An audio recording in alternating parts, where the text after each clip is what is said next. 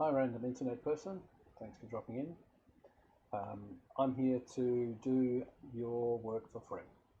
Up here I've got my email address. If you've got a photo that you think would be a good project for me, would make a good tutorial, or even just for the hell of it, send it to me at that email address and I will do it for you live online. And if you subscribe, you'll get a notification and you can come back and you can see the process of what I had to do with your photo. And if you're just out looking to learn how to do it, then that's what I'm hoping I can do for you. I've been doing this for 25 years or so, and millions of images, literally millions of images. And I work in the printing industry, so I don't get a lot of time. So I have to spend only a few minutes on a photo and try and make it look presentable for print or screen. So this is a distillation of what I've learned. So with these 3 easy steps, you can pretty much take any photo and just lift it out of the mud and turn it into something pleasant to look at in just a few minutes. I'm literally talking a few minutes and 3 steps. There's some concepts about it that are very useful to know, and then you can just fiddle with it to your heart's content, and you will definitely find this a great shortcut. And my overarching principle, my main principle, is that if there's something wrong with the photo, it's wrong with the whole photo. Like, I'm not going to look at this and say, oh, I want to make her dress a bit redder, I want to make the tree a bit browner, I want to adjust this and that and start making masks and tweaking and bending tones. It's not about that. What this is about is looking at the photo as a whole and saying, this photo's got a whole thing wrong with it, here's a way to fix it. So I'll dive right in. Yeah. Oh, and if you want to send me a sample, or if you just like what you see, please just put me on your socials, free graphics guy, and you'll find me on YouTube, and I'm hoping to post many of these with your help. So feel free to send me a sample, send me a challenge. Okay, diving in. So first thing, just to make it easy to get your head around this, I'm going to do this in CMYK mode, cyan, magenta, yellow, black mode, like a printer's mode. Now, there's a good reason for that, and that is that it's just so much more intuitive than RGB. And you won't lose anything doing it in CMYK. And you can convert the end result back to RGB, no problem. Okay, let's dive in. Now, the first one I want to do is add a levels adjustment layer.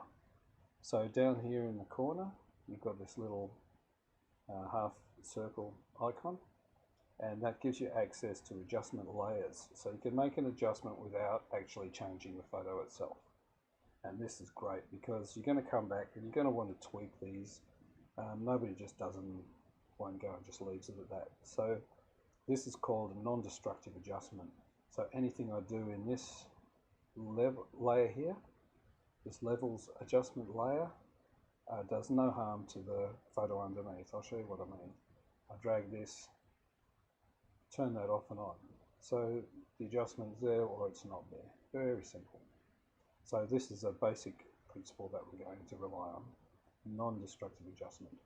Now here are my channels. So if I click this down, I can choose any channel I want to work on. I'm going to work through the 4 channels. So step 1, we'll start with cyan. So these histograms, they show a count of the number of pixels of a certain density. So down here is your shadow end. So these are the heaviest pixels, and you can see they're all missing because this photo is very thin in the shadows. It hasn't got much in it. There's a lot of medium tone, or it is according to this graph, because it should be spread out like a nice hill in the middle of this graph if it's a truly good photo. So what we can do is we'll take this slider and we'll move it up just into where there's a few little dots of detail here. So what that's doing is that's effectively saying, I want this to be here. So in a way, if I was to pull that back and the tones came with it, it would stretch this little steep hill out into a rounded sort of hill, so it would look more normal, so to speak. Now, having said that, when you make a big adjustment like this, you're going to get kind of an over adjustment, and what that'll do is block in the shadows. You'll find you're losing detail. I'll just show you in an exaggerated way what that means. So if I slide this up, now you can see the cyan in the image is just filling right in, going in everything, so we don't want that. What we want is just to bring it up into the middle, and then this is kind of a softener to bring it back a little bit. Now, I can only give you a rule of thumb here, which works very well. If you move this slider quite a long way like that, move this one half as much. What that'll do is it'll just stop it blocking in and losing detail in that shadowing. Okay, so I've lingered on that enough. We'll go to the next channel, the magenta. Similar sort of thing, so we'll drag this up. Don't worry what the picture looks like just yet. So we'll drag that up, and what we'll do is we'll bring this up about half of what we did on the main one. And you'll see that I sort of rock things back and forth like this sometimes. And what I'm doing is I'm looking across at the photo and thinking what looks natural. So I'm looking for sort of a rocking point, a balance in there. So that kind of balances the two ends of the adjustment. The yellow is a bit of a different case. What we've got here is we've got a bunch of, we've got a lot of highlight, and when there's a gap here, that means that you've got a color cast. So what we do to reduce the color cast is drag the other one back. We do this in a very limited way. You never go into the detail of, almost never, 99.9% of the time, you won't go into the detail of the image. And same thing on the shadow end as usual, just soften it off a bit. With yellow, when you have not enough yellow, things go purple. So if I slide this up, you see she goes very purple, and that means I'm reducing the yellow across the whole image. If I let it down to the bottom, it's going too yellow, and especially in the grass around her feet, it's just too yellow. So once again, I'll look at the grass and I'll kind of rock it, and I'll find that happy medium sort of position. And the black is going to look pretty weird. Yep. So all the black has just kind of dropped out of this, all the density's gone. So we'll bring it back. Now I'm going to have to be a little bit delicate here. Now if I go too far, this is that blocking sort of effect I was talking about. We want to avoid that at all costs. So what we'll do is we'll bring it up as far as we can before it starts to get blocky, and then we'll cure that a little bit by bringing up this base. And what I'm doing is I'm just rocking it, and I'm looking for something that looks sort of natural. Okay, so that's the first adjustment step. Now what we've done, we can turn it off and on down here. We can see it with and without adjustment. Massive change already, and I'm liking them. We're seeing some colours coming out, but they're desaturated, and what that means is the reds aren't very red, the blues aren't very blue, the greens aren't very green. Everything is just lacking saturation. So the second step of my shortcut method is to add a curves adjustment layer. So once again, this is a non-destructive layer, so we can turn it off and on, we can come back and readjust it, we can do all sorts of things with it. It's a very, very powerful way to work. Once again, we've got CMYK channels that we can look at. There's a lot of extra controls down the side. When you get a bit more advanced, have a look at what those do, and you might find them useful. Personally, I don't need them. I don't find them, they're just kind of shortcuts to what I'm doing already, and they're a little bit clunky. I just like doing it manually. So this is a curves layer, so this changes the contrast curve of each channel. So we'll look at the cyan channel. Now the histogram here doesn't tell us an awful lot, but what's important here is that we can change the saturation of each channel individually. Well, we can do the whole lot together. So I'm going to start by doing the whole lot together. Now my most useful principle here, and one you should really remember, is a quarter tone and a 3/4 tone adjustment. Now on this table in the middle, that's going to be our pivot point, so that's like the 50-50, that's the neutral. So what I'm going to do is I'm going to lighten the highlight by dragging this down around the quarter tone, so a quarter of the way across the graph. Just a little. That lightens the highlight. And I'm going to go to the 3/4 tone, and I'm going to grab this, just click and pull it up to increase the shadow density. And what I'm looking for here is this midpoint. I want that middle point to still pass through the center of the grid. So I'm not skewing the hues or anything. All I'm doing is just adding contrast and increasing saturation.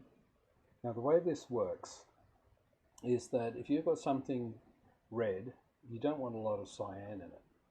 So when you've got a dirty photo, the reds will have a bit of cyan corrupting the yellow and staining, the red, sorry. You'll have some cyan staining in areas that look red, and you don't want that, generally speaking.